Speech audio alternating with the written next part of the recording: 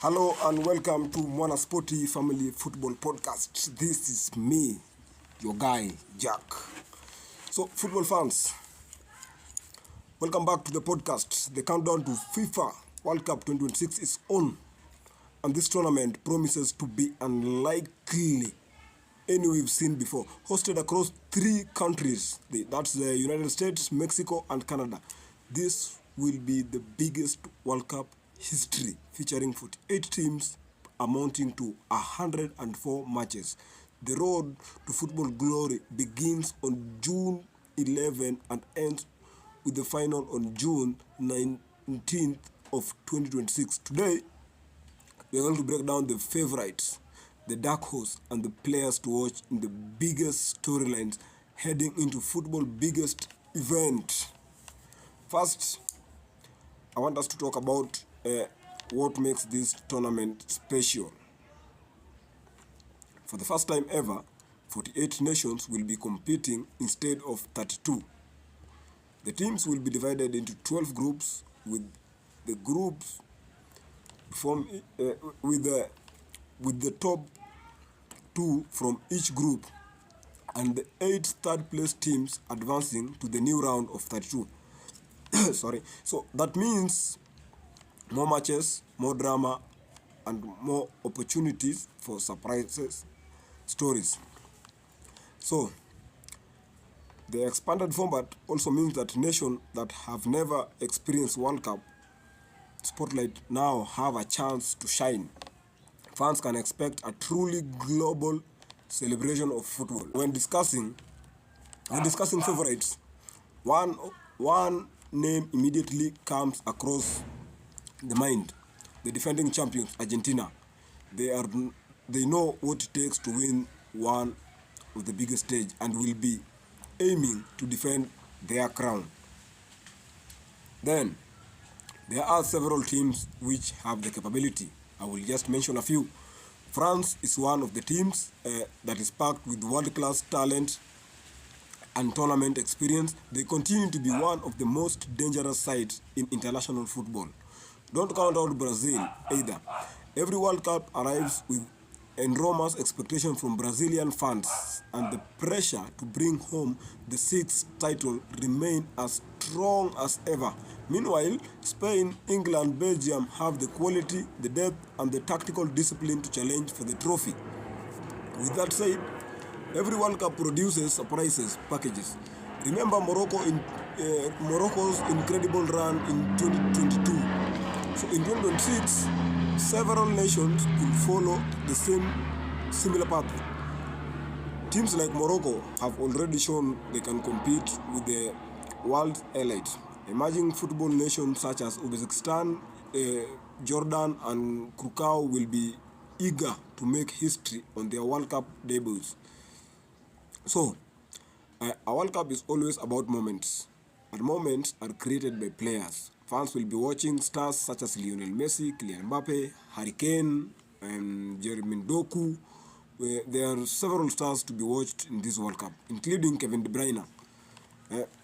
But it's also the perfect stage for a new generation to announce itself. Young talents could emerge and become household names by the end of the tournament.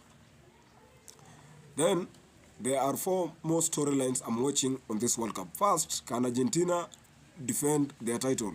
I'm very keen on watching how it turns out. Number 2 will be the traditional giants like Brazil, France, Spain, or England reclaim their the football biggest prize. Number 3 will be how the new 48 format affect the competition. More teams means more unpredictability. And finally, which underdog nation captures the heart of football around the world? The last year it was Morocco, and they really succumbed at the slightest moment against France. So, my earlier prediction, Argentina, France, and Brazil are amongst the strongest contenders for the semi-finals. My golden boot pick is Kylian Mbappe, and believe one surprise nation which will reach at least the quarterfinals. As for the trophy, is incredibly difficult to predict.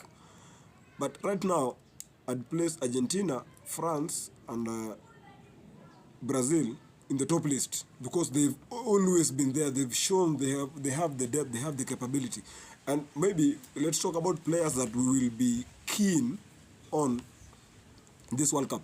Number one is Kylian Mbappe. This is a player who has proven time and again that he is good at what he's doing. Right now, Kylian Mbappe is entering his prime and he is the leading Golden Boot contender and a World Cup proven performer. He produced a 5-star World Cup performance in the last World Cup in 2022. Even though he lost in the final, he could have been possibly the man of the match.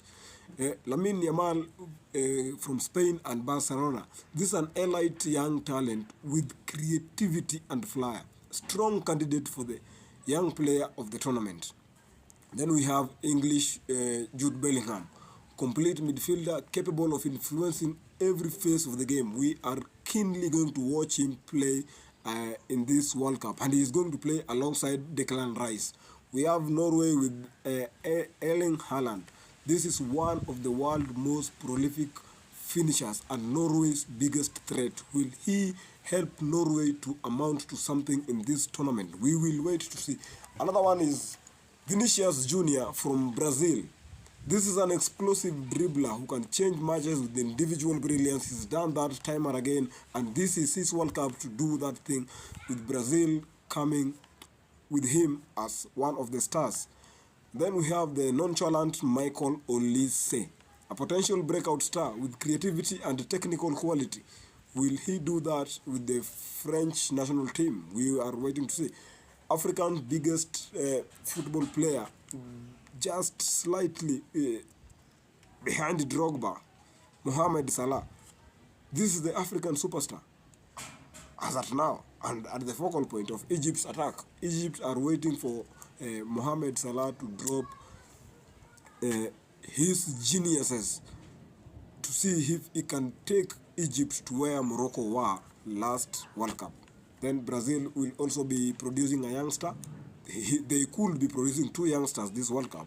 One had an injury, and now we only have Enrique with us. So this is a fearless young striker with breakout potential on the world stage.